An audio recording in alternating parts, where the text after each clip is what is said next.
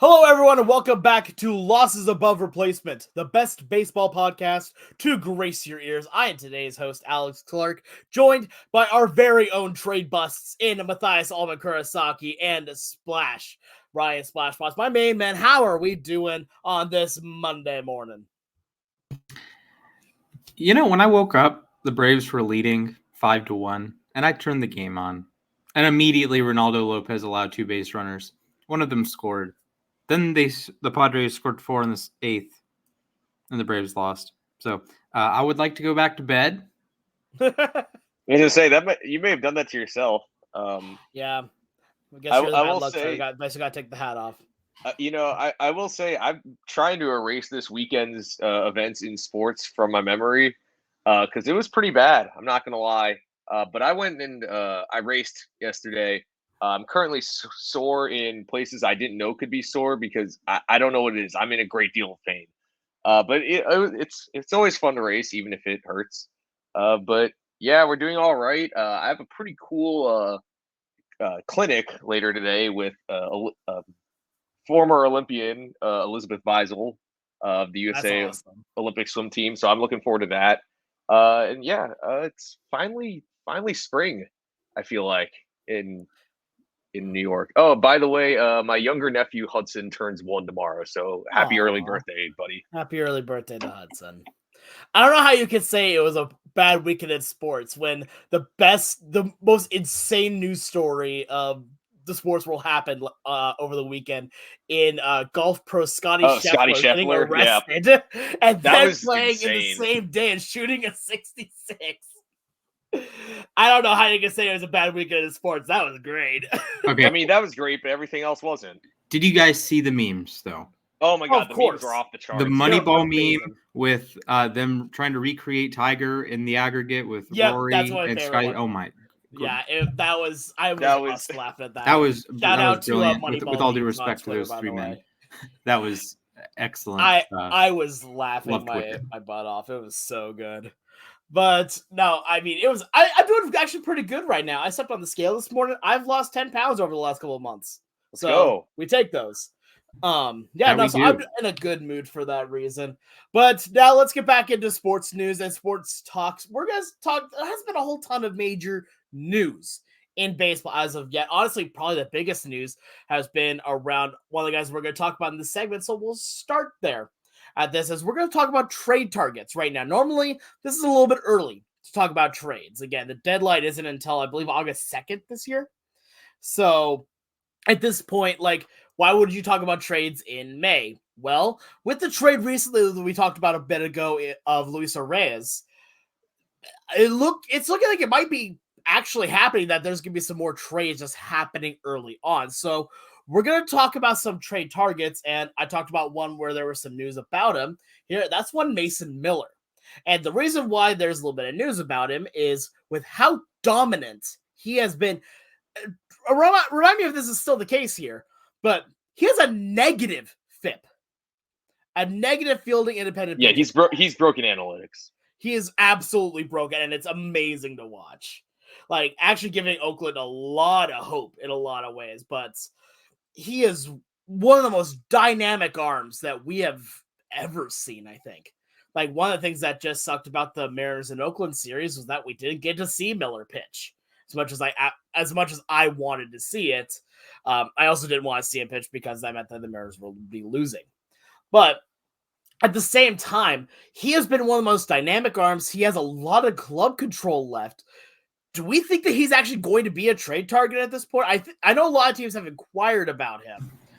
Does Oakland actually outright deal him? Absolutely not. I can't see this happening. Absolutely not. Listen, I know they're the A's. I get it. But this is the classic case that this trade makes 0 sense for anyone because from a prospect capital, right? You look at Mason Miller and you look at the profile and you ask yourself several questions. Is he a reliever moving forward or a starter moving forward? Okay, he's a reliever. And he has all the time of control left. He's considered a rookie, I believe, rookie eligible. I think the Baseball Reference website has it the opposite way. But It's considered a rookie, whatever. He's very early in his service time. That's the point. So you are paying a lot of prospect capital for a reliever with a long history of injuries. He missed a lot of last season with an injury. And you're asking a team to part ways with one of their top prospects for a almost guaranteed reliever lock because Mason Miller's arm's going to fall off. I don't see the trade. He's incredibly valuable. If you had him on your team, you would, if the Orioles, for example, could swap. Kobe Mayo just broke his ribs diving into the dugout, by the way. Bizarre injury. Get one of the guys that looks like vaguely similar to each other, trade them to Oakland, and get Mason Miller. Yeah, the Orioles probably would be the best team in the American League for sure there, and might be the best team in baseball next to the Dodgers if they didn't have Craig Kimbrell and co closing games down. Now, granted, they have Felix Bautista, so their fans are kind of hot and cold on the idea of adding Mason Miller, but I don't see a trade coming to fruition. To me, this is the other end of the time span, but this would be like if the Red Sox traded David Ortiz in his 2016 season. He's retiring at the end of the year, so you're only going to get him for 3 months. So how do you even value that? Because you're going to get a great player, but how do you value the prospect capital? Like if you're the Orioles, you're not going to send Jackson Holiday, you're not going to send probably 2-3. You're not going to send Samuel Basallo. You're like, oh, this guy's a reliever, and he might blow up. And listen, all pitchers might blow up, but Mason Miller is predisposed to blowing up in the health sense, not the bad outing sense. So I don't see it. I understand people want him on their team. I would too. Is he better than Raisel Iglesias? Yes. But I don't know what the Braves would trade. I don't know what Alex Anthopoulos, if he he might be blocked by Oakland's general manager, by the way, or Povo. But I don't know. How do you trade for such a weird asset? But weird asset. Yeah. So the thing is that I think this is going to be one of those cases where we get towards the summer and, we keep hearing rumors Mason Miller is on the trade block, or, teams are inquiring on Mason Miller and he doesn't actually get moved. Because to your point about relievers, I witnessed this in after the 2018 season when, the Mets traded for Edwin Diaz at the height of his value. And that's the thing, is that the Mariners were already in sell mode. I believe by that point they had already traded James Paxton. It was clear they were selling off entirely. But Diaz didn't have as many years of control as Miller. Miller has 6 years of control right now. And yes, I'll say this much though, is that one, it's the A's, and two, we thought the A's maybe had a shot, after their decent start, but they've lost 8 in a row, and Miller's only pitched 4 times in the month of May. So the A's are not contending this year, but I don't think trading a guy with 6 years of control is the right move necessarily. Yes, they could probably get a king's ransom back, but it's, how much major league talent are you going to get back, first of all? And are you going to set yourself back even further? Because yes, he's a reliever, but still, he's a guy who he could be your closer for the next 5-6 years and help you get back into contention. I think you're sort of setting yourself back if you make this move. And to your point, Splash, about, trading for a guy like Miller, you're going to have to give up a king's ransom. If you're the Orioles, you're probably giving up at least 1, if not 2, of Kobe Mayo and Heston Kjerstad. Maybe one of the arms in the system too. If you're the Braves, I guess the Braves don't have a ton of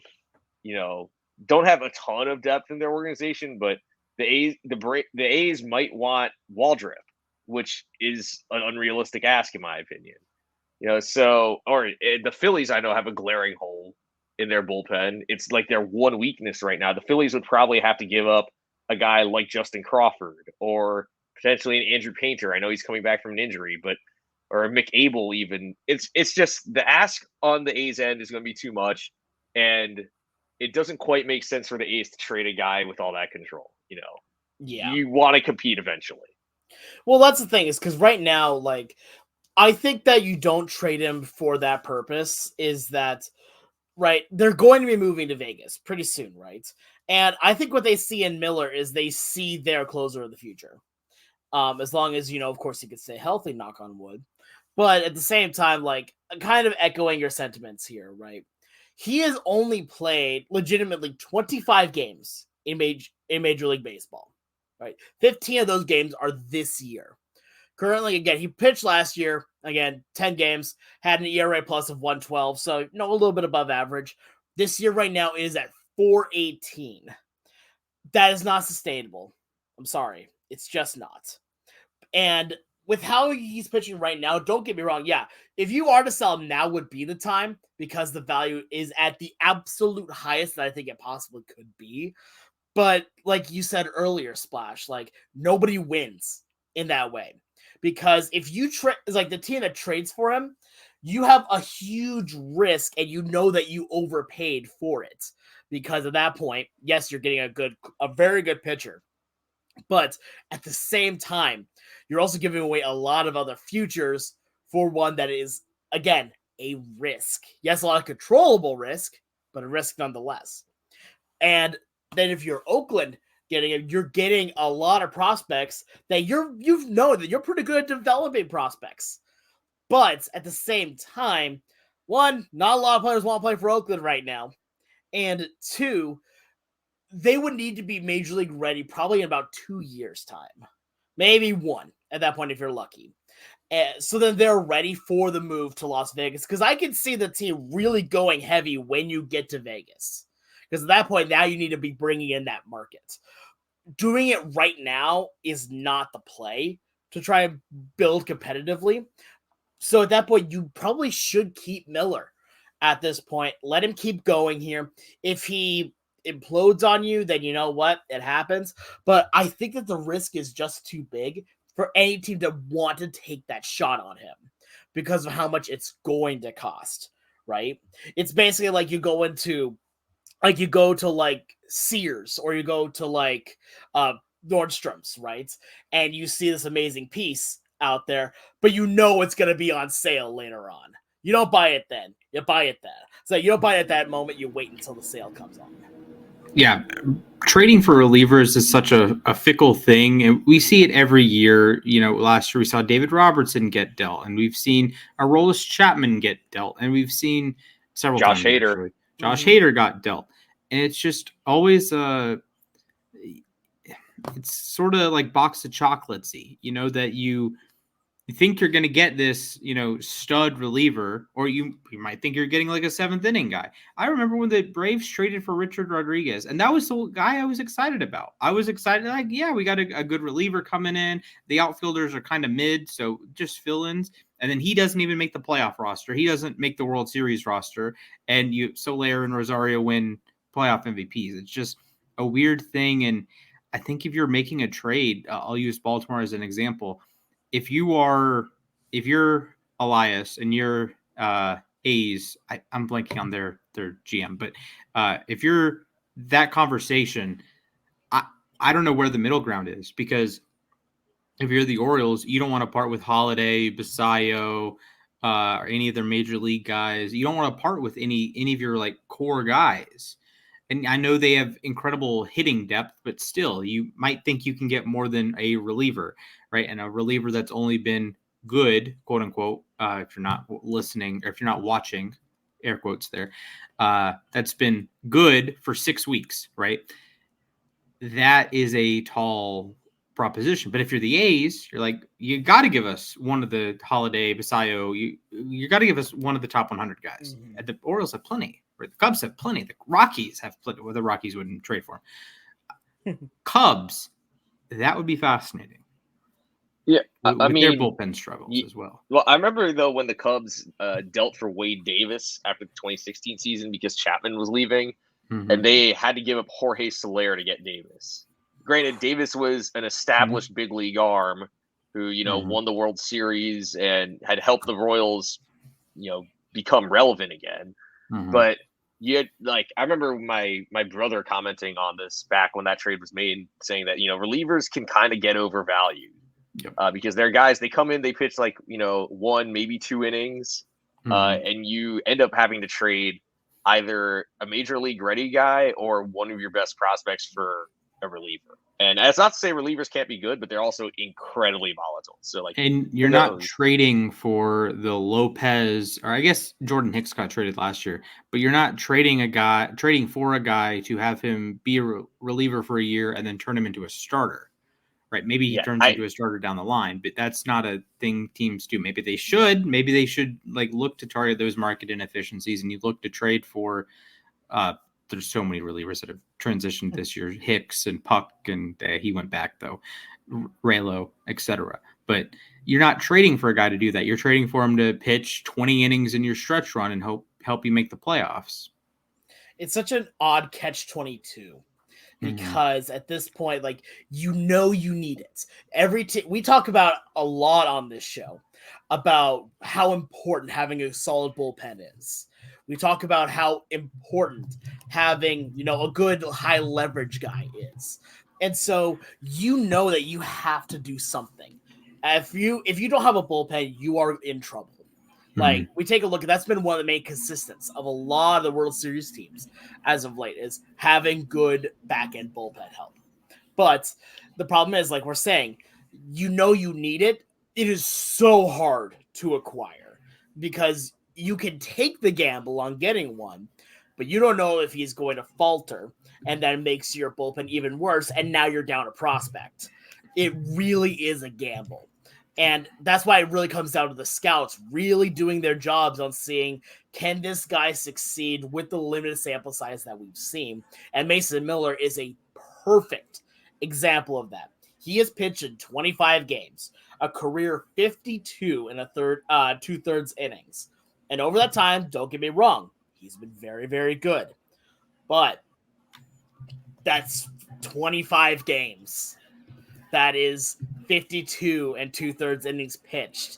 And if you're going to give up a future, like say, like, again, bring up, you said the Orioles earlier, a Jackson Holiday for that is putting your entire thing on red in a game of roulettes.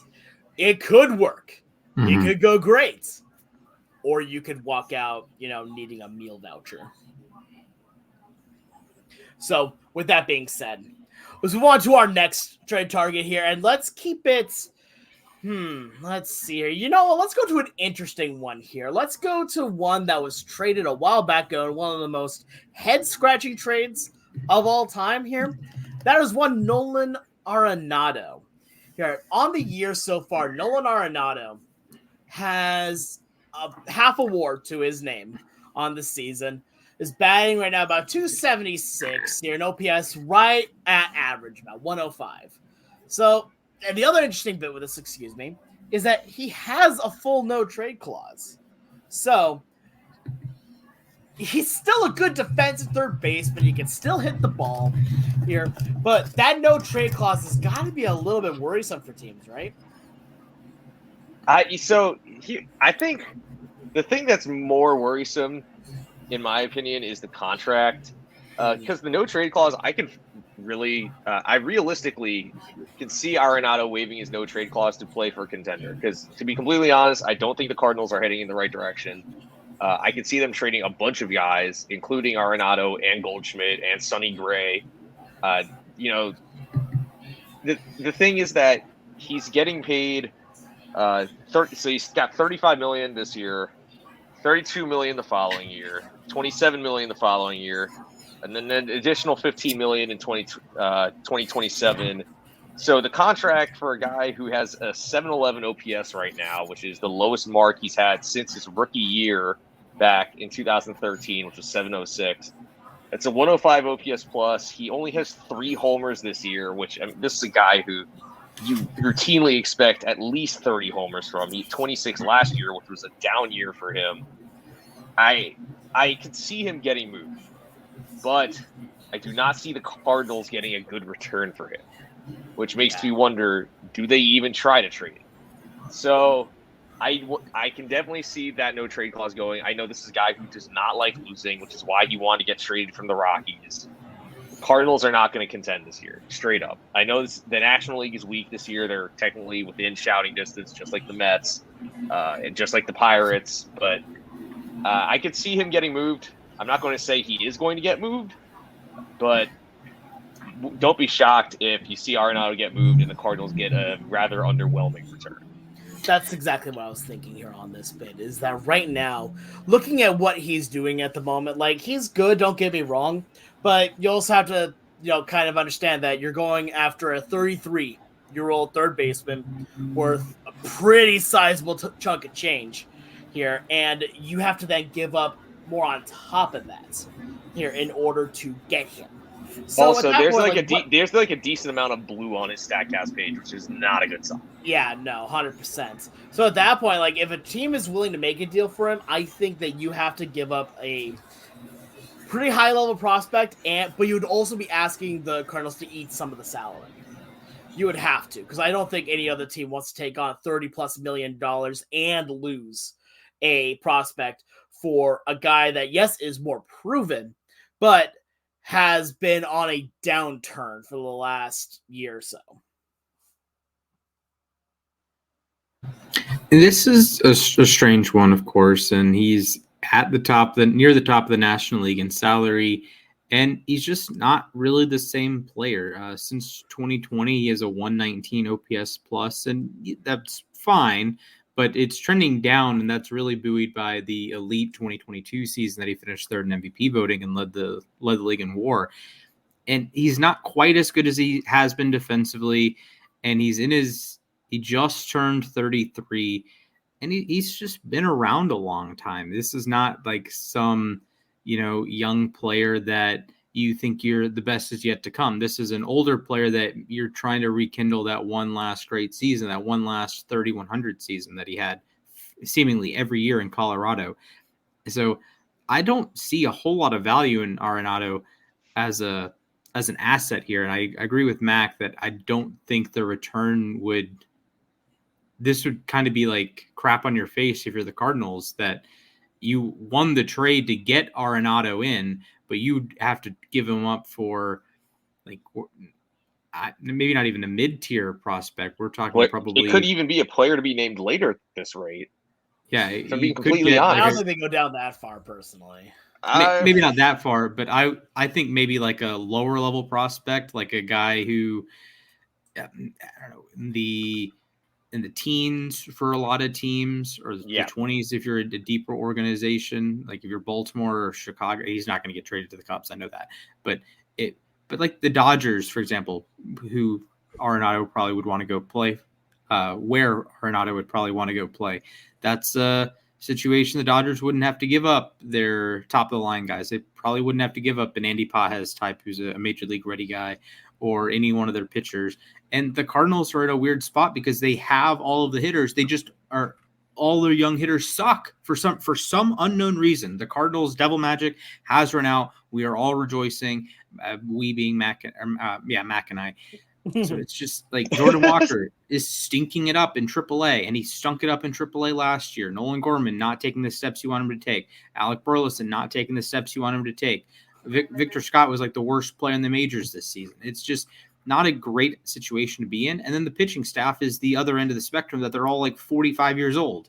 And Sonny Gray has been very good this season, but I was reading a tweet this year, and like the Cardinals don't have a number 5 starter. They have 3 number 5 starters.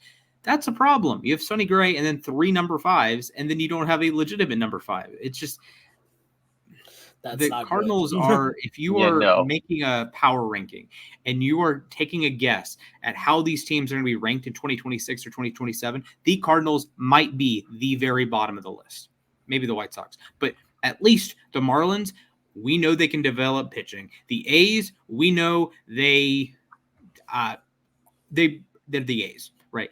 The Cardinals have nothing going for them right now. Even their promising guys have underperformed. So I don't think they'd get too much from an Arenado trade, and that might be a case of he's past the point of no return, because you're not going to trade him for a player to be named later, and you don't want an underwhelming return. He was an all-star last season. Now, all-star name, his season wasn't that great, but he's a future Hall of Famer. You don't want to trade an 8-time all-star, 10-time Gold Glover, future Hall of Famer for like peanuts on the dollar here.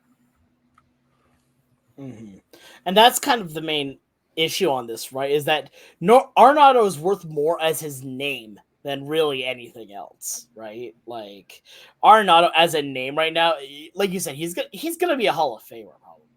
Like I don't think that's even a probably. I think that's about as guaranteed as you can get. But at the same time, like I almost think, like, don't get me wrong, I don't think he actually does this, right? But if he is legitimately traded for player to be named later on stuff like that, I almost think he blocks that out of spite. I'm just like, is my value really that of a player to be named later? I mean, look at the return that the Rockies got for trading him, though. And it was the best player, I guess, in that deal was Austin Gomber. With all due respect to Austin Gomber, he got traded for a future Hall of Famer plus $50 million. Like, I don't know what that deal is. The other thing is that the Cardinals I could see the Cardinals eating some salary to get a better return.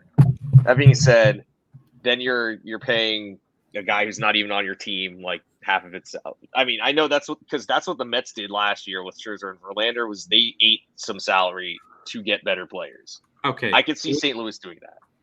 I pause. We have to put some respect on Austin Gomber's name. He has 2 WAR right now, a 3.02 ERA. He's been balling out this year. But at the time though, that deal was like his FIP is ugly though. That okay, yeah, 4.83 FIP. Ooh, dear. Oh, that's quite the difference. Yeah. Okay. Regression candidate, anyone? Anyway, with that being said, here, like, let me ask you one last question before we move on to our next player here. Do you think that Arenado gets traded before the deadline? Just a simple yes or no. Nope. No. Okay, I'm on the same train. I don't think it gets traded. So let's move on to our next guy here. Then the last one we're going to talk about here when it comes to trade targets, and it is one that has had a pretty storied career overall. Not necessarily in the greatest sense, but one that has been overseas, one that has played back here and is doing well right now, and that's Erick Fedde. Erick Fedde right now on this season has a 2.3 WAR here with a 2.60 ERA here, playing for the White Sox, who are 100% going to be selling at the deadline here, considering where the position is at the moment. Fellas, what do you see from Fedde? He has had a very interesting career. What do you make of it? Do you think he gets dealt? 100%. I think he gets dealt because the White Sox are not contending this year at all. I mean, that's the thing is the Cardinals, there's like a small chance they contend. The White Sox, there is absolutely zero chance they're contending this year. They're not contending next year. They're probably not contending the year after that. The White Sox get a pretty penny for Fedde. He's on an affordable deal. It feels like every contender needs pitching at the deadline. You can never have too much pitching. He's 2.60 ERA. All right, maybe he's not as good as that number shows. His expected ERA is 3.47. His FIP is even higher than that. But still, he's a solid mid to back rotation arm, I think.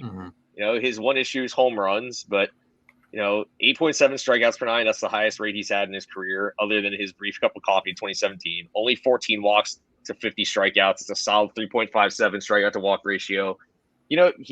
I think every contender could use a guy like Fedde, and the White Sox could probably get a solid return for him, especially given that he's only making $5 million a year.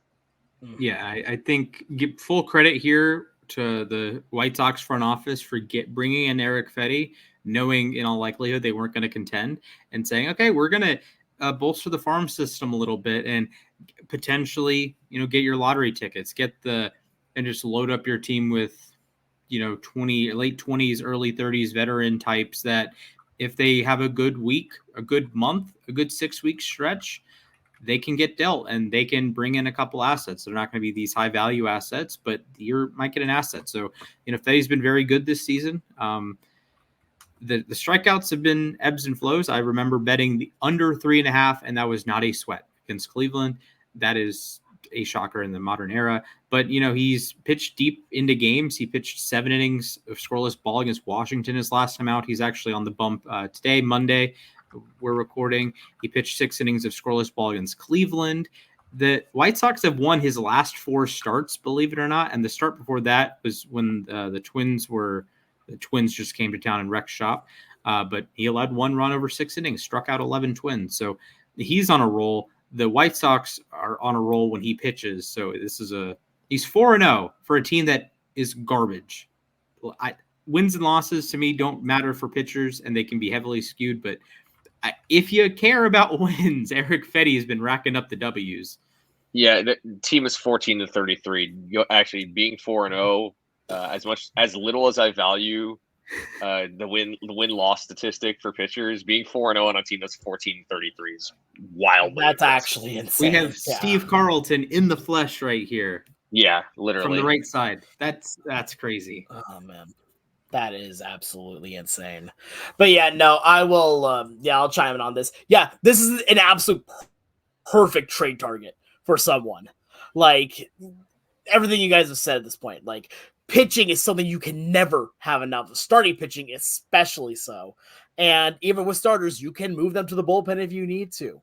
So that's what kind of like validates a little bit more of the bullpen argument we had earlier here. And take a look at what he's done. Yes, you are definitely going to be paying for another risk because he is one that is coming up and doing great this year. But you take a look at the rest of his career in the major leagues, he has not had an ERA of under 4.2 even in his entire career.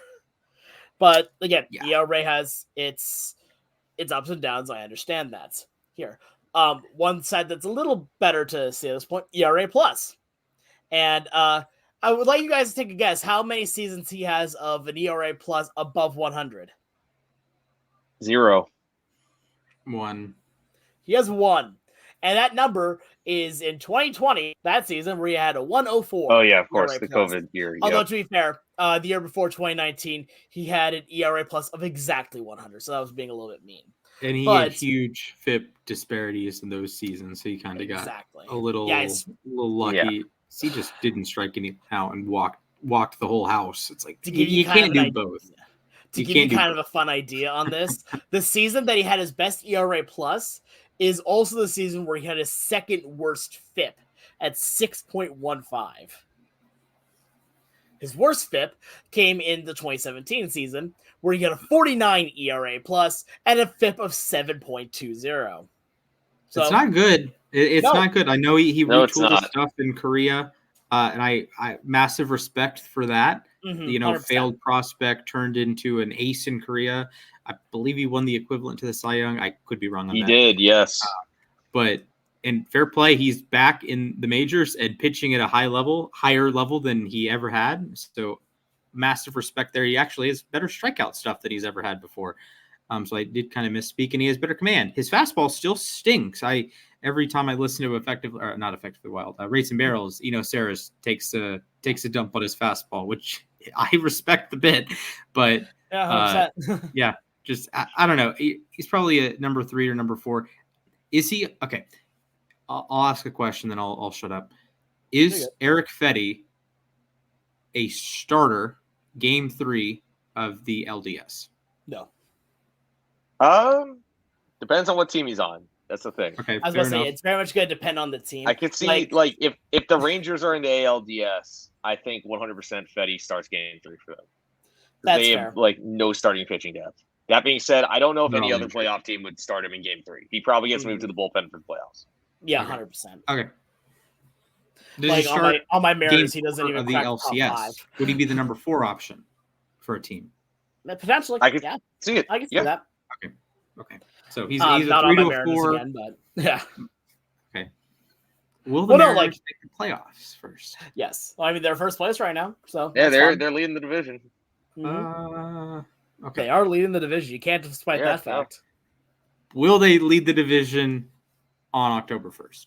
We're making it happen, boys. I can see it. Honestly, here's the thing. I can see it. Just can the bats keep staying healthy? And speaking of the Mariners bats staying healthy, we'll actually get to that in just a second here. But let us know what you guys think about these trade targets. Do you disagree with what we're saying? Do you agree? Are there other trade targets you would like to hear us talk about? Make sure to go follow us on Twitter at LAR_baseball and let us know who you would like us to talk about when it comes to that. So, like I said, talked about the Mariners offense needing to heat up. Well, we're going to talk about a little buy or sell right now. Yeah, do you buy what these players are doing, or do you think it's going to change? So buy or sell. We're going to start out with a Mariner then.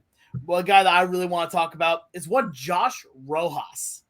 Josh Rojas has made a mission, in my opinion, to take everyone that is saying that the Mariners offense is bad and saying, hold my beer. Because he has been absolutely insane this year. For a guy that has a career 257 batting average and all that fun stuff, he has put the team's offense on his back, having an absolutely incredible year so far. Right now, he has an OPS of 811, a batting average over 300. Right now, 301, and it was a lot higher earlier. Again, there was at one point where that batting average was at 357. And on top of it, though, an OPS plus of 138 here. And has been arguably one of the most consistent hitters in the American League West. I mean, like, consistency-wise, he has come through in a lot of big scenarios. He's been playing out of his mind, where a lot of people thought he doesn't even deserve a roster spot. And now he's being in even to hit against lefties. So at this point right now, do you think that what we're seeing from Rojas is what is going to continue happening, at least to a nominal degree, or are you saying that he's going to fall apart sometime soon? Alex, I'm selling all of the Josh Rojas stock. He is in a bit of a cold spell right now. He has one hit in his last 5 games. He doesn't have a multi-hit game since May 10th in that game against a decrepit Oakland team. We can call them decrepit now. He doesn't have an extra base hit since May 5th. He had 2 in one game, May 5th. His OPS on that day, May 5th, was 1.029. That's great. It's dropped over 200 points in 2 weeks. And I know we're in May, and I know stats can fluctuate like that. But since May 5th, over the last 14 days, as we're heading into this podcast recording, he just it's been a struggle bus. And I can buy that he was a good major leaguer for a month, right? A month plus, even a month and a week. I can buy that. But then they move him up to the leadoff spot. He has 3 hits and then 3 hits with 2 extra base hits, drives in a run. And since then, it's been a whole lot of strikeouts. Average Mariner moment right there. He's drawn 3 walks in this span. His batting average has dropped by 59 points. His on base has dropped by 70 points. And it's just, he has a negative win probability added in all but 3 games in the last 2 weeks. And there's just, I'm looking, Alex, you're kind of looking at the tree here. I'm looking at the whole forest. Josh Rojas has not been a great major leaguer. I do not anticipate him being a great major leaguer. Last 12 games, 16 strikeouts, a 208, 255, 208 slash for a 463 slug, negative 4.16 WPA. Just not a great player. And the BABIP's 313, so it's not like he's getting extremely unlucky on his batted balls. It's just he is striking out a lot. He is not helping you on the base paths. He's a perfectly fine defender. I don't know what the metrics have him as this year, but he was a B grade defender for a while in Arizona. But I don't see it moving forward. Yeah, I'm going to say he's probably somewhere in between where he was to start the year and where he is right now. I think Josh Rojas is a fine big leaguer. He's versatile. He can hit a little bit. His batted ball data is like the best it's been in his career, other than his brief cup of coffee in 2019. But, like Slash was saying, he's 1 for his last 18. You've seen him come back to earth. The 370 BABIP on the season indicates he got kind of lucky, but expected batting average of 270, that's kind of where I expect his batting average to be for the season. His expected slugging of 449. Again, I feel like that's kind of realistic. I think he's going to start playing more to those expected numbers than to what his surface numbers are right now, because he's definitely not a guy who's going to hit 360. I'll tell you that much. I also don't think he's a guy who will hit 200. So I think if you could get him to hit around 270 with an OPS somewhere between 700 and 800, that's as advertised. The Mariners did not trade for him thinking he was going to be, prime Ichiro or prime Babe Ruth or prime Ken Griffey Jr. or whatever. So I'll sell on him maintaining this 300 average or 811 OPS, but I'll buy that he's better than, the 200 he's hitting this month. Yeah, I'm not going to full on buy that he's going to be, prime Ken Griffey Jr., but I will buy that he's going to be one of the top averaging hitters on the Mariner team right now. That's a different conversation. I know, I understand. But I also think that he is better than what you are bringing up here, Splash. I think that, yes, he has had a stretch over the last couple of weeks that has been not great, 100%. Mm-hmm. I'll say that. But I'm also looking at you're saying that I'm looking at the tree and you're looking at the forest. You're looking at the tree of only being the last couple weeks. I'm looking at his entire career, and I'm looking at a 257, 332, 375 guy with a career. I understand. OPS plus. Okay, that's fair. That is fair. I think he'll be an average big leaguer the rest of the season, maybe a touch below average, and you get back to like a reasonable Josh Rojas season. I think he's going to be perfectly adequate at third or second, or if they want to play him at short, he can play short a little bit. They've had him in left field. He's even pitched. I don't know what the Mariners want to do with him, but he can play both positions. There's value in that. There's value in being like a 90 to 100 OPS plus guy. That's where I think he'll be. He might end up a little higher because he had such a hot start to the season. I would bet money that he's between a 95 and a 107 OPS plus at the end of the season. I could see that. Yep. I would make that bet with you. I would say that he goes higher than that. Okay. And we'll have this as the over under is 106.5. Yep, 106.5. Yeah, that's right. 106.5 Yeah, sounds cool. All right, we'll make Mac, that what happen. side would you be on? What's that? Mac, what side would you be on? I think 106 is about where you top out at. Okay. So you're gonna go. Okay. I'm going with the under. Yeah. Okay, cool. I'll be happy to take. I'm going to tweet that out. Live tweeting. Okay, but we also haven't made the terms of the bet either, though. Oh, that's a good point. We will. Those are to be determined, but I will. Before we tweet it out, let's at least we'll agree on the terms. I will put it in the drafts. Camera. Put it in the drafts. Yep, there we go. Sounds good. Anyway, we'll move on to our next guy here, and we talked a bit about relievers becoming starters becoming relievers. Let's talk about another one of those guys. Mr. Jordan Hicks. Jordan Hicks on the season so far has been a lot better than advertised. Again, he came into the season being a closer, being one of the most flamethrower type closers out there. Again, his cards in MLB The Show have always been very glitchy, but excuse me there. When they said that they were going to transition him to being a starter, I'm like, why? Okay, sure. And he has been doing pretty well. I mean, so far right now, he has started 10 full games already. An ERA of 2.38 is awesome. As well as an ERA plus right now at 164, which, by the way, matches his 2013 total with Toronto at 164. So, guys, are you buying or selling that right now Hicks is going to be a good starter for the rest of the season? I am going to buy Hicks. I'm not going to buy the concept as a whole. I know we've had some positives. I'm going to read this. Ronaldo Lopez, but there's ebbs and flows here, and I think Hicks is a good player to turn into this because he has more than one pitch and he has velocity to give up, if you will. Same with Ronaldo Lopez.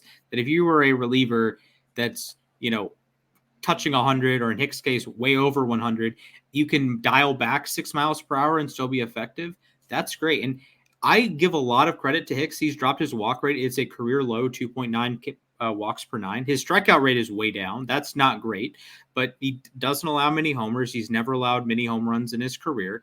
And he's, pitching well. And it's a pitcher-friendly ballpark. And there's a reasonable defense behind him with Ahmed and Estrada and Chapman. So, as bad as the Giants might be performing, I think they're still going to be reasonable defensively. And I think, and you're not asking Hicks to be your number one because that's Logan Webb. And you're not, in theory, not going to ask him to be your number two because you have Blake Snell. Blake Snell's been on his own odyssey this season. But Hicks, to me, is in the perfect spot to be a 3 or a 4 in a Giants rotation. That's pretty good. And they have a pretty good bullpen, in theory, pretty good rotation, not necessarily in practice. But, I have a tremendous amount of respect for how well Hicks has adjusted to his role, and Ronaldo Lopez has adjusted to his role, and other guys. AJ Puck, not cut out to be a starter, at least at this point in time. Sixto Sanchez, not cut out to be a starter at this point in time. So I'm buying Jordan Hicks. I think he's an incredibly talented player, and I'm excited to see him move. I'm excited to see his next 100 innings. The concept as a whole, you have to have the right pitcher. There's a mindset you have to have that's different being a reliever and a starter. And as a reliever, you're emptying the clip, right? Jordan Hicks is throwing 102, throwing 103. Well, now he's, higher 90s, and he still has to get outs, and he has to know. I was listening to Rates and Barrels, and Trevor May's like, I'm in a wiffle ball league now, and I can't throw 80. I have to throw 60. Well, he has to know I cannot throw 100 most of the time. Maybe I can pump it here and there if I need it in a key spot, but that's a huge shift when the last 5 years of his life is 100, 102, 102, 101, 103, and he's throwing craziness. Everything has movement. That's what makes Hicks very special in that way. But I'm buying Hicks. I'm selling a little bit of my reliever starter stock, though. So I'm going to buy that he's an effective starter because he has way exceeded my expectations. To Splash's point, he's adjusted his arsenal. He started throwing a splitter, a sweeper more. His fastball, instead of averaging 100, it's averaging 95 this year. So I'm buying that he's a good pitcher. I'm selling on the 2.3 ERA right now. His expected ERA is 3.7. His expected FIP is 3.99. I think you're probably looking at a guy, mid-3 ERA guy, throws around 160, 170 innings. I will say him averaging over 5 innings per start is huge for a guy who I've always seen as like a short reliever. I remember when he came straight from A-ball to the majors, he was throwing absolute gas, throwing 105. I think, he's a solid big league starter. I don't think he's an ace, but I think he can stick in a major league rotation. And major credit to him for proving me wrong because I had no clue what the Giants were doing trying to make him start. Mm-hmm. Yeah, I had no idea what they were doing either on it, but it's worked out pretty well so far. I'm going to buy on him, like you're saying here, being an effective starter. Here, I don't think he's going to keep it where he's at, so I'll sell there. I also, kind of like what you were saying there, Splash, I am not usually the biggest fan of taking a reliever and making them a starter. I'm more of the opposite, or of taking a starter and making them a reliever for the same kind of reasons here. He's a guy that can absolutely blow you away with miles per hour, with velocity, and now you have to turn it down a bit to be a starter. And so far, effectively, to give him credit, he's done that. Done that pretty darn well. Like, he's been managing his pitches pretty darn well so far. An ERA plus right now of 164 has been good. He's already struck out 40 batters in that time and allowed only 3 homers. But at the same time, like, I don't think it's going to continue as much. I think what we're seeing here is potentially a little bit more of the, I don't want to say beginner luck, because that's not the term here. The term that I kind of want to go with on this is just that batters are now seeing what a new Jordan Hicks is doing. One that's not just blowing amazing velocity by you. It's now slower. It's slightly slower. Still very, very fast, mind you. Mm-hmm. But with better pitches and all that, I think you give it another month and the scouting report's going to be out on him a little bit more. And the numbers are going to go up a little bit more. I think he's still going to be a very effective starter here, but not at the same level as, he's doing right now. I do think his stuff will play. I think the movement on his pitches, and I think he's been a guy that at times, he had an ERA over 5 in 2021, an ERA close to 5 in 2022. Then he was very good last season, even better with Toronto. And I think he's made tremendous strides as a pitcher. And I think that, being a starter at 27 is a little bit different from being a starter at, trying to be a starter early in his career. I forget what year it was, but the Cardinals were trying to make him a starter. 2022, he made 8 starts. I remember that. So yeah, that didn't go particularly well, but now I think it's going well. And like I said, you have a good defense, and I think his style of pitching is conducive to Oracle Park, and it's conducive to his teammates, the Chapmans and the Ahmeds and the Estradas of the world. I think that's a good match. I think similar to Logan Webb, and I think he will be a guy that does outperform his FIP, and a guy that can outperform his xFIP and his expected ERA, because I don't think he's going to allow many home runs. And I know he doesn't strike many guys out, but a lot of those ground balls, these are major league defenders. they're going to make plays. Yeah, I agree with that as well. So let us know what you guys think here as we get. First off, let us know what you guys think. Would you buy or sell on any of these three as well? Also, keep in touch for our tweets to lay out the bet between Splash and I and Mac about Josh Rojas on the season. But now it's time for everybody's. It's time for everyone's favorite segment here, and it is time for trivia, which I will be hosting this time round here. And I'm doing, and again, I apologize, Splash here. Originally, it was going to be Splash hosting. Yeah. I have an idea that what's up? I got punked. You did. No, 100%. But no, I've had this idea for a while here, and I'm like, all right, I'm just going to do it because otherwise I'm going to forget about it. And your idea is that your one, from what I know of what it would be, can be work next week, and I want to have this ready for next week. Sure. That's fine. Just remind me, I have the spreadsheet for it. Gotcha.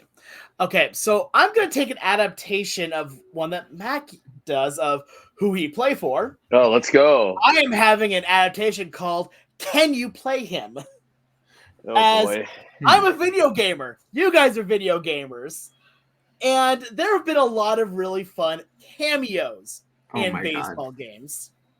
Or just players that you forgot, oh, wait, I can play as him in this. So I have with me 7 games and 7 names.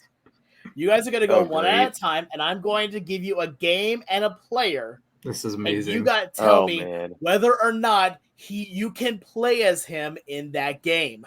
This is going to go amazing. Okay, are these baseball games and non-baseball players? Okay, these are baseball games and baseball players. And baseball players. So some of them. Okay, well, we're cooked. Not all of them. Okay, all right. We're cooked. If you say Barry Bonds for MLB Power Pros, I'm leaving the room. Or any MLB game for that matter. That would be cruel and unusual punishment. I have 3 for each of you and then a tiebreaker if needed. All right. Okay. So, all right. I'm going to flip a coin here. Mac, how about you call heads or tails? Tails. It is heads. Splash. Yeah. Bow down, would you peasant. like to go first or would you like to go second? I would like to receive the kickoff. All right, you're receiving the kickoff here. So we'll start out here with Super Mega Baseball 4.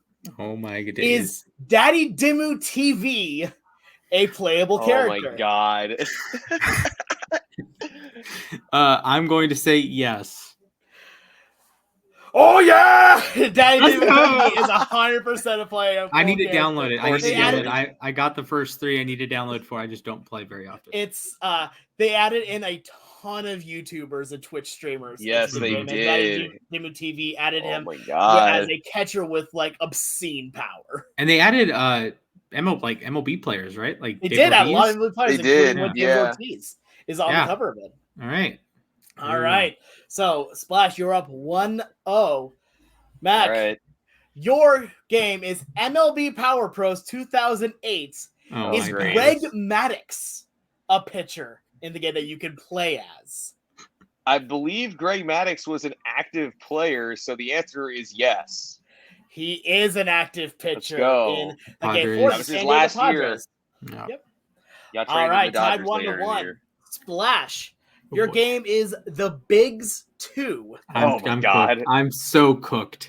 Can you play as Edgar Martinez? Okay. So obviously he wasn't an active player at the time. I'm going to say he was a legend in the game and you can play as Edgar. That is correct. You can play as Edgar, but it's a little bit more nuanced than what you're saying about that. So in the Bigs 2, one of the story modes, in the story mode of it is you're trying to make the Hall of Fame, and then once you do make the Hall of Fame, you have to become the best around. While you're trying to make the Hall of Fame and get the Hall of Fame votes, you play as Edgar, or as a bunch of other Hall of Fame hopefuls at the time. Okay. And Edgar is on that team of Hall of Fame hopefuls. That's pretty cool. Yeah. If you've never tried the Bigs 2, you will learn so much about baseball just by playing. It goes about these amazing players throughout history.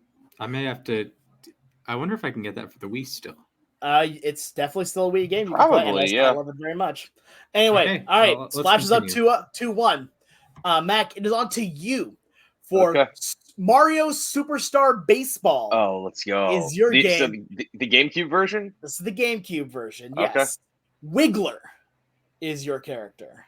He is not in the GameCube version. I remember unlocking him, though, in Super Sluggers. Correct. You are right on that one. Tied at 2. I played that game a lot when I was younger. So. All right. Splash, on to you for this one. Your game is Backyard Baseball 2001. Oh, let's go. Ken Griffey Jr. Is he playable in 2001? Okay, so this would be I am going to say I'm just going to try to game this. I'm going to say no. I think you're giving me too many yeses. I'm going to say no. That is incorrect. He is a playable character for the Cincinnati Reds. Yeah, remember that 2001 came out in 2000, I'm pretty sure. I'm cooked. Yeah. All right. Mac, GG, for boys, the win. And I think you got this one personally here, as it is Mario Super Sluggers, the Wii version. Let's go. Yeah. Cranky Kong. Is he a playable character? Cranky Kong. What even? No, Cranky Kong is not a player. Mac, you have won today's trivia. Come on. So I was hoping to kind of bait you on this one a little bit. Cranky Kong again is the older, the old Kong here that technically was actually the DK from the original Jumpman games. But I know Funky Kong is in the game. Yeah, they added Funky Kong, they added Tiny Kong, as well as that, but no Cranky. Diddy Kong? Baby Donkey Kong. Diddy Kong is in there, yeah, but he was also in the GameCube one, as was Dixie and Donkey Kong. All right, so give us what the tiebreaker question. Oh yeah, no, 100%. I'll give this for both of you because this is the most absurd one in my opinion. Nicktoons MLB. Patrick Star from SpongeBob SquarePants. Come on, is he a playable character? Has to be, right?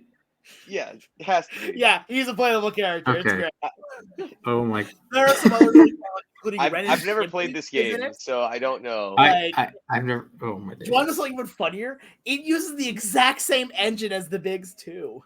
It is played the exact same way. I respect that. Oh, 100%. I watched it. I think it was on a Not the Expert video a while back ago, and it was absolutely I felt like I was watching a fever dream because you can legitimately. It sounds like it.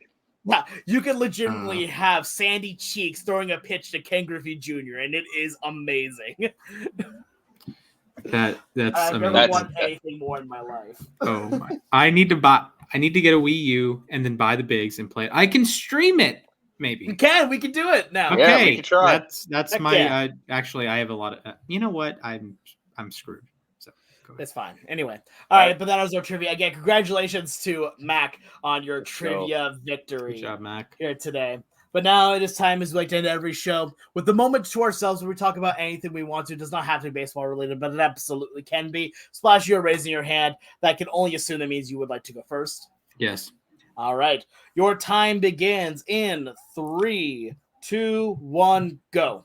This is going to be the spiciest take in the history of LAR baseball. I prefer 3 true outcome baseball to regular baseball. Why? Because I think of baseball in some ways like a combat sport, some ways like MMA or boxing, but I don't really like boxing. I don't like MMA. But the crux of the game is batter versus pitcher.